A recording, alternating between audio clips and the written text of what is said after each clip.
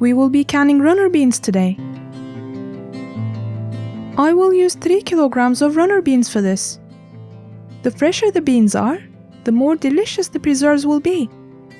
In a big cooking pot, let's pour 2 tablespoons of olive oil. I am adding a finely chopped onion to it, and I am starting to saute it.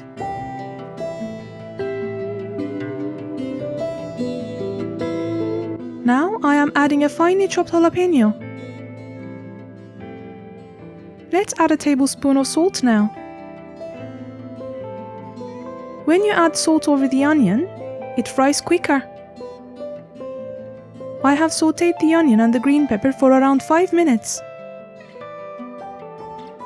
I have 1.5 kilograms of peeled and finely chopped tomatoes here, and now I am pouring half of them into the pot. Let's now add the runner beans to it.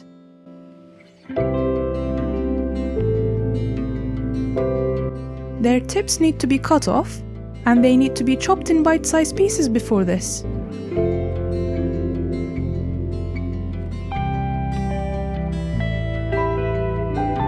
Now I am pouring the rest of the tomatoes on top. You can add 1 more teaspoon of salt at this stage. I am putting the lid on and leaving it to boil.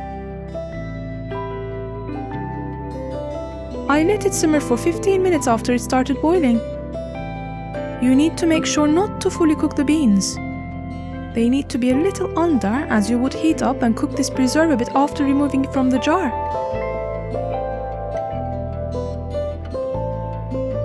I am now adding a liter of water to it and leaving it to simmer for 10 more minutes.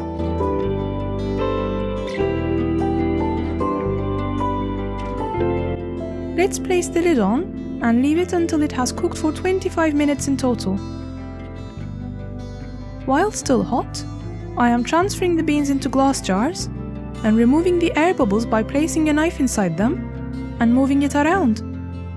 If you transfer them to jars straight away and put the jar lids on while still hot, then you wouldn't have to boil the jars again. The heat of the cooked beans would be sufficient for pressure. But if they cool down a little, then I would suggest boiling the jars, which is what we will do today. That way is guaranteed for pressure canning. After removing the air bubbles, I am wiping off the jars in case there has been some spillage. I am now placing the jar lids on and closing them tightly.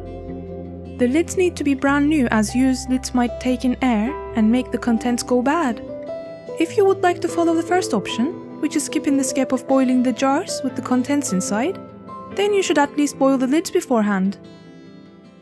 The lids have to be hot while you're putting them on the jars. The whole point of this is to prevent any air from going inside the jars while you're storing them. Hot lids, when placed on the jars, will nicely wrap around the rims while cooling down. After you place the lids, you should turn the jars upside down and let them cool down. As I have followed the second option, I filled the pot with water until it covered the jars. Then I boiled it for 15 minutes.